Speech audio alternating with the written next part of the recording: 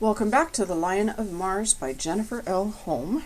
Today we are on day 9 and we are going to read chapters 17 and 18. Chapter 17, Please Advise. The sound of coughing echoed up and down the corridors. All the grown-ups were sick. In a heartbeat, life had changed. Or maybe it had stopped, like a digireel frozen halfway through a scene. Overnight, it was up to us kids to take care of the settlement.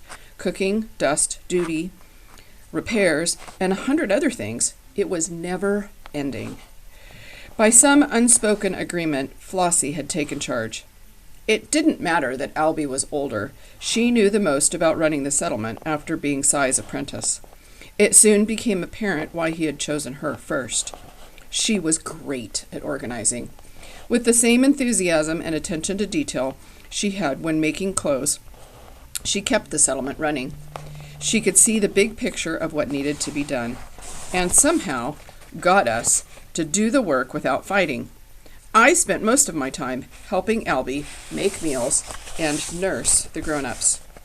Flossie insisted that we clean our hands with a sanitizing spray every time we left one of the grown-ups' bedrooms. She was worried that we would get sick too. I was more worried about my skin. The sanitizing spray was harsh, and I had dry red patches all over my hands from using it. "Take this to Memes," Albie told me, spooning some soup into a bowl. "When you're done, come and get Cy's. I'll do Darby and Eliana and Salty Bill." The grown-ups were getting sicker. I'd never seen anyone this ill.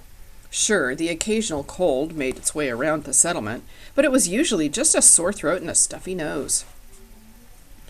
"Albie, is it normal for everyone to get sick at the same time?" "I don't think so," he said, and his shoulders drooped. I carried the tray to Memes' room. I could hear her coughing from behind the door. "Memes," I called, "I brought you some lunch." "Come in," she said, her voice a croak. When I opened the door, I saw that Memes was in bed, the covers tucked up to her chin. Her short, fuzzy gray hair was slick with sweat, and her face was pale. Memes shivered, even though she was under a pile of blankets.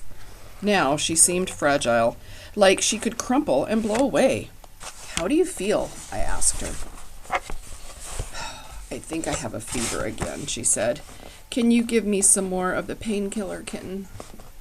I put some soup down, got the bottle on the table, and shook out 2 tablets. Then I propped her up with pillows and handed her the medicine and water. Our roles were reversed. I was taking care of her like she was a child. She settled back with a sigh. "How are the others doing?" "Eliana's coughing is getting worse," I said, "and Flossie said Salty Bill is coughing really bad and has a fever too. Same with Cy." "They both have fevers?" I nodded. A puzzled look crossed her face. "This just doesn't seem like dust cough." A blur of fur bounded into the room. Leo. He did a slow patrol of the room, sniffing here and there. "He's hunting for mice," I told Memes. She stared at Leo. "Lice," she whispered. "Leo has lice?" I asked. She drew a deep breath and coughed. "They were stowaways, like the lice." "Who were?" Her eyes met mine. "The mice," she whispered. "It's the mice." While the mouse disease didn't affect us kids, the grown-ups didn't have any resistance to it.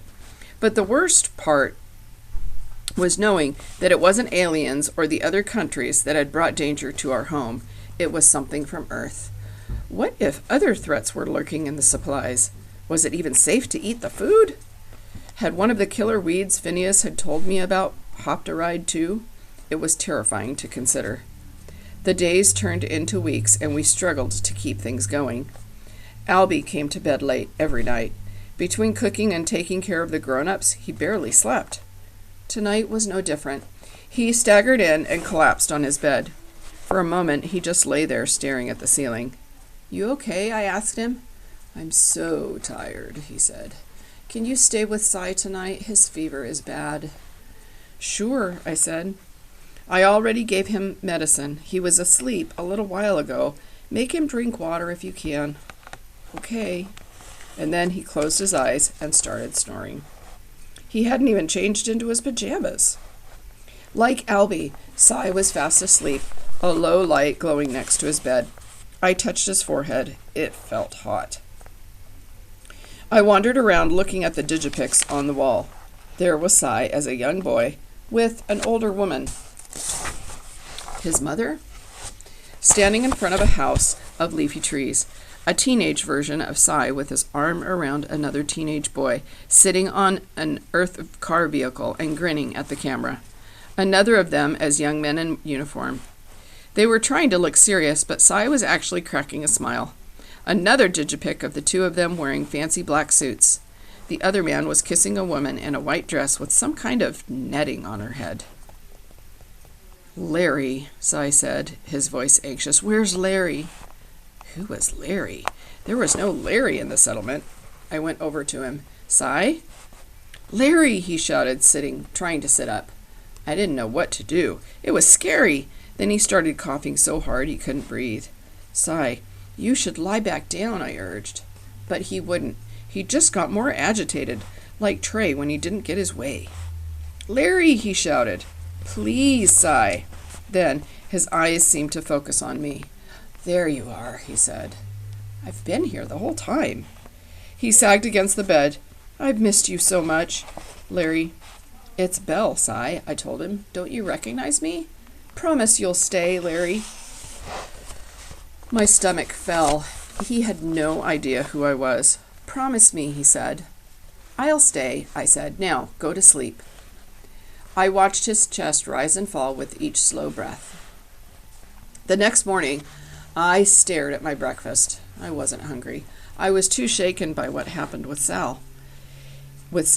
He didn't know you at all, Flossie asked. It was weird. He thought I was someone named Larry. Maybe it was the fever, she said, picking up her spoon. Breakfast was basic, algae porridge. It was bland but filling.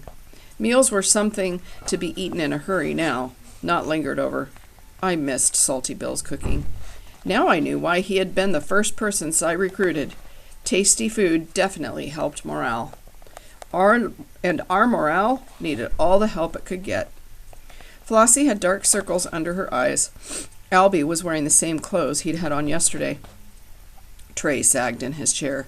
Even Vera was too tired to be her usual snarky self. The toilet in the grown-up's wing won't flush, Vera said. When did that happen? Flossie asked. This morning, she said. I swear this place is held together with duct tape, Flossie said. She wasn't wrong. I'll add it to the list, she said. Albie suddenly burst into tears. We were so startled that we just stared at him. Albie, I whispered, what's wrong? But he continued to sob. Albie, take a breath, Flossie said in a soothing voice. Everything's going to be fine. Everything's not going to be fine, he cried. We're almost out of pain medicine. We are? She asked, her voice sharp. He nodded, his eyes wet with tears. Flossie swallowed. Then Albie pulled his ball cap over his eyes and put his head in his arms and cried. I wanted to cry too. I helped Flossie put Albie to bed. Vera was waiting for us in the hall when we left the bedroom. We have to do something, she hissed. I'm doing everything I can, Flossie protested. The grown-ups aren't getting better. We need to send a message to Earth Command. Tell them that we need help. We can't handle this anymore. We're kids. Flossie brightened. That's a good idea. Vera threw up her hands in frustration. Of course it's a good idea. I swear I'm the only person on this entire planet with any sense. Flossie frowned. I don't know Cy's login password. It's taped on a piece of paper under the digislate, I told her. Vera looked impressed. Why, you little snoop. I blushed. I didn't snoop. I just noticed things. Come on, Vera told me. I'll send the transmission. She and I went up to the COR. When she picked up the digislate, his login was there, scribbled on a piece of paper. It said, my_Larry. Who was this Larry? Was this the same Larry Cy was talking to during his fever? I helped her log in. As she wrote the message to Command, I looked outside. The storm was still going on, the sky that strange hazy color. Done, Vera said, standing up. I just sent it. I signed Sai's name so they won't think it's a prank. Years ago, the older kids had used Sai's password and sent a message with fart jokes to Earth Command. They hadn't been amused. I didn't think Earth Command had a sense of humor. How long until we hear back from them? I asked. It won't take long to reach Earth, but they'll take hours to figure out what to say. No sense waiting. Okay, I said, staring at the monitor. I'll be down in a minute to do the dishes. They'd been piling up. She nodded and left the room. Then I sat and logged into Sai's account. I scrolled through Sai's messages with Earth Command. Once I started reading, I couldn't stop. He worried about everything, from Trey's pimples to the strength of the outside coating of the COR. He ended almost every message with the same phrase, please advise. Command always responded the same way. We'll send whatever you need on the next supply ship. At first, it struck me as a little cold, but then I realized it was all they could do. They were too far away to actually help. Like the sun in my bedroom, it was all an illusion. The truth was that we were on our own, and we always had been. Via secure communication, date 8/12/2091 from U.S. Terrestrial Command to Commander Dexter. Message, situation report. We are in receipt of your situation report regarding the current medical status of the adult mission crew members. After consulting with our physician, we believe that they are suffering from the Yermo virus. It originated in mice in Yermo, New California, over 2 decades ago and spread to humans. The children must have been exposed to it on Earth, which is why they have not fallen ill. All rodents should be exterminated, as they are disease vectors. In addition, we are dispatching antiviral medication on an expedited supply ship. The children should be treated with the antiviral medication as well, since they may not have full immunity. Yermo virus is fatal without treatment. Due to the launch window, it will reach you in approximately 8 months. Evelyn Morris, Commander, Mars Space Command, United States. Chapter 18, Exterminate. We gathered in the dim light of the COR to stare at the message from Command. 8 months, Albie whispered. I figured as much, Flossie said. We already passed a good launch window. What does exterminate mean? I asked. It means kill, Vera snapped. Don't you know anything? They want us to kill Muffin? I asked, horrified. Vera bit the inside of her cheek and nodded. This was so wrong. Someone needed to speak up for Muffin. She needed an attorney to plead her case. But she's in the habitat now, I said. She can't get out. She won't hurt anybody. Muffin's carrying the virus, Flossie said. It's too dangerous for the grown-ups and us. Do you think this is why Phineas died? From this mouse virus? Trey asked. Maybe.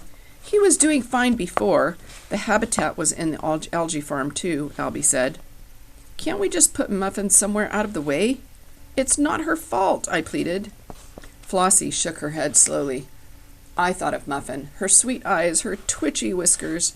Can we at least say goodbye? I whispered. Flossie nodded. We said goodbye to our mouse. I gave Muffin one of Phineas's peanut butter mouse treats. She nibbled it. I think Muffin knew we loved her. At least, I hope she did. We decided the kindest thing was to just put Muffin in her habitat on the surface of Mars.